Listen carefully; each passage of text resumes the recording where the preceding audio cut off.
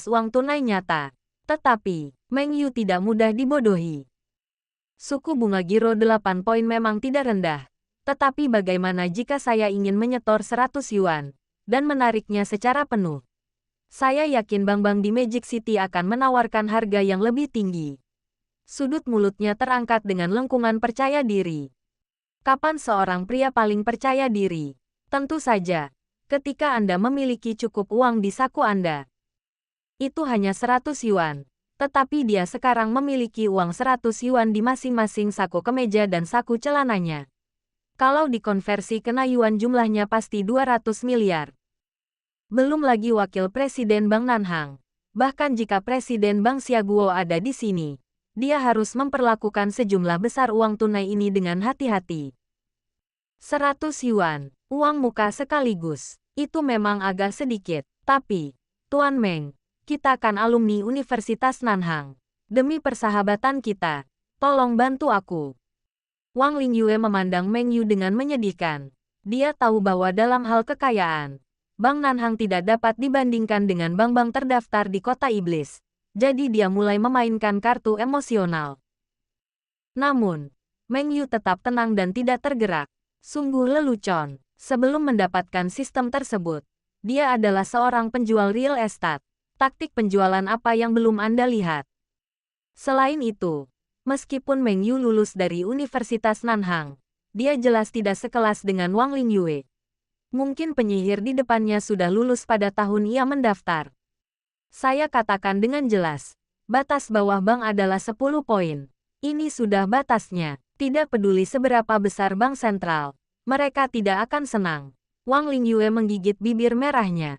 Bagaimanapun, Bank Nanhang kami adalah ular lokal. Bisakah saya memberi Anda beberapa layanan khusus? Layanan khusus. Hati Meng Yu tergerak. Dia menatap Wang Lingyue dari atas ke bawah dengan mata tajam. Terutama berfokus pada dua panda raksasa yang gemuk. Dan tetap fokus selama beberapa detik. Besar. Terlalu besar. Jika Daji sekuat ini, Raja Zhou tidak akan mati secara tidak adil. Bah, Tuan Meng, apa yang sedang Anda pikirkan? Wang Lingyue tersipu dan meludah. Maksudku, jika kamu berinvestasi dan berbisnis di Nanhang, aku akan memberimu layanan yang paling lengkap. Lagi pula, Nanhang memiliki banyak peraturan daerah yang mapan, dan keluarga Wangku adalah keluarga besar di Nanhang, yang dapat menyelamatkanmu dari banyak masalah. Meng Yu terbatuk canggung dan meluruskan ekspresinya. Konon Raja Neraka mudah dihadapi, tetapi hantu-hantu kecilnya sulit dihadapi. Meski sekarang dia punya banyak uang, ternyata dia tidak punya fondasi. Sulit baginya untuk menghadapi masalah saat ia menemuinya. Dia tidak bisa selalu meminta bantuan Murong Qianyu, kan? Lalu di manakah reputasinya sebagai orang terkaya di dunia? Kata-kata Wang Lingyue benar-benar menyentuh hatinya. Baiklah, ini dia. Meng Yu tersenyum tipis, lalu mengeluarkan segenggam uang dari saku kemejanya, mengeluarkan uang 100 yuan dengan pecahan terbesar, lalu menyerahkannya padanya.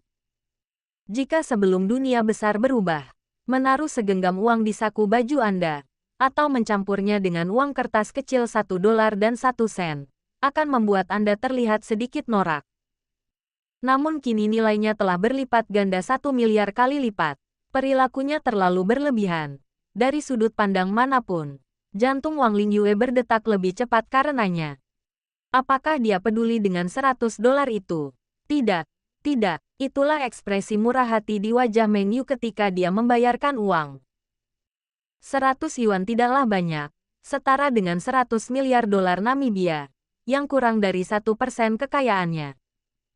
Berada di Nanhang sangat menguntungkan. Dia memiliki penghasilan stabil sebesar 10 miliar setiap tahun, dan dia juga mendapat perlindungan dari keluarga Wang. Dia pasti akan menghasilkan banyak uang kali ini. Tentu saja, Bank Nanhang pasti tidak akan kehilangan uang. Lagi pula, Meng Yu punya uang tunai. Nanhang Bank dapat dengan mudah menghasilkan lebih banyak laba dengan meminjamkannya atau melakukan operasi pembiayaan ekuitas. Terima kasih atas kemurahan hati Anda, Tuan Meng. Saya sangat berterima kasih. Izinkan saya untuk menambah gengsi Anda. Jika Anda membutuhkan layanan, Anda dapat menghubungi saya kapan saja. Wang Lingyue mengambil uang 100 yuan dengan tangan gemetar. Dadanya naik turun dengan hebat dan mulutnya menjadi kering. Ini adalah simpanan terbesar yang berhasil ia kumpulkan sejak ia menjadi wakil presiden. Tuan Meng memang merupakan nasabah individu paling terhormat dan misterius di Bank Xiaoguo. Suasana dan misterinya berada di luar imajinasinya. Tidak heran bahkan Presiden Bank Xiaoguo telah gagal beberapa kali berturut-turut dan jarang bertemu dengan Tuan Meng. Dan Tuan Meng tidak dapat dihubungi melalui telepon. Jika Wang Lingyue tidak mengetahui kejadian di supermarket siang tadi dan tidak berteman dekat dengan Murong Qianyu selama bertahun-tahun, dia mungkin sudah ditolak saat ini, bukan? Wang Lingyue sungguh penasaran berapa banyak kekayaan yang ada di rekening Bank Xiaoguo miliknya. Apakah sudah melebihi 1.000 yuan? Tiba-tiba, terdengar teriakan dari kamar tidur. Dipenuhi ketakutan luar biasa, Meng Yu mengangkat alisnya dan berjalan cepat ke kamar tidur. Tepat pada saat itu, sesosok bayangan hitam melompat keluar dari pintu kamar tidur, mengejutkan Wang Lingyue yang sedang duduk di sofa ruang tamu, dan dia pun berteriak. Murong Qianyu melemparkan dirinya ke pelukan Meng Yu dengan wajah pucat dan sedikit gemetar. Tikus, ada tikus, besar sekali. Meng Yu menatapnya dalam pelukannya. Terlihat seperti dia hendak menangis, dan dia terlalu malas untuk mengkritiknya. Aku hanya mengeluh dalam hatiku. Maus, seberapa besar masalahnya? Bukankah normal jika ada tikus di pemukiman lama? Aneh rasanya kalau tidak ada tikus. Dengan keberanian seperti itu, kamu masih berani mengatakan bahwa kamu akan mengejutkannya. Meng Yu berkata dia memang takut. Murong Qianyu tersadar dan menjelaskan. Tadi aku membantumu memilah pakaian lamamu untuk melihat apakah ada koin yang hilang. Ternyata aku menemukan banyak sekali. Sambil berbicara, dia mengambil sebuah kotak kertas kecil dari meja samping tempat tidur dan menyerahkannya kepada Meng Yu seolah-olah dia sedang memberikan sebuah harta karun. Ada cukup banyak uang kertas dan koin di dalamnya. Tetapi nilai nominalnya tidak tinggi. Totalnya hanya beberapa puluh yuan. Meng Yu memperkirakan itu adalah sesuatu yang terjatuh di pakaian lamanya. Tak disangka setelah dunia berubah malah menjadi sebuah rejeki yang sangat besar. Apakah kamu tidak butuh investasi? Aku akan memberimu uang ini. Bekerja keraslah dan lakukan yang terbaik. Jangan biarkan aku kehilangan uang. Meng Yu melambaikan tangannya dengan murah hati. Dia sekarang adalah orang terkaya di dunia, dengan kebebasan finansial yang mutlak. Dia tidak perlu berinvestasi untuk menghasilkan uang. Dia bisa melakukan apa saja yang membuatnya bahagia. Sejak pertama kali bertemu Murong Qianyu hingga sekarang, Meng Yu masih memiliki kesan yang sangat baik terhadap putri dari grup Murong ini. Dia cantik, memiliki bentuk tubuh yang bagus dan temperamen yang cocok. Meskipun dia juga tahu bahwa dia mendekatinya karena suatu tujuan, entah karena dia menginginkan uangnya atau karena dia menginginkannya. Ini juga sifat manusia, bukan?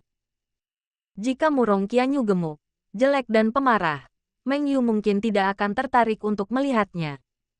Hei, Meng Yu, apa maksudmu dengan tidak merugi? Jangan remehkan aku. Oke, perusahaanku sangat menjanjikan. Tunggu sampai kamu melakukan inspeksi di tempat sebelum mempertimbangkan apakah akan berinvestasi. Murong Qianyu mengangkat kepalanya dengan bangga. Sebagai putri dari grup Murong, tentu saja dia memiliki kebanggaan di hatinya yang tidak dimiliki oleh wanita biasa. Meskipun dia sangat membutuhkan investasi, dia tidak membutuhkan amal atau hal semacam itu.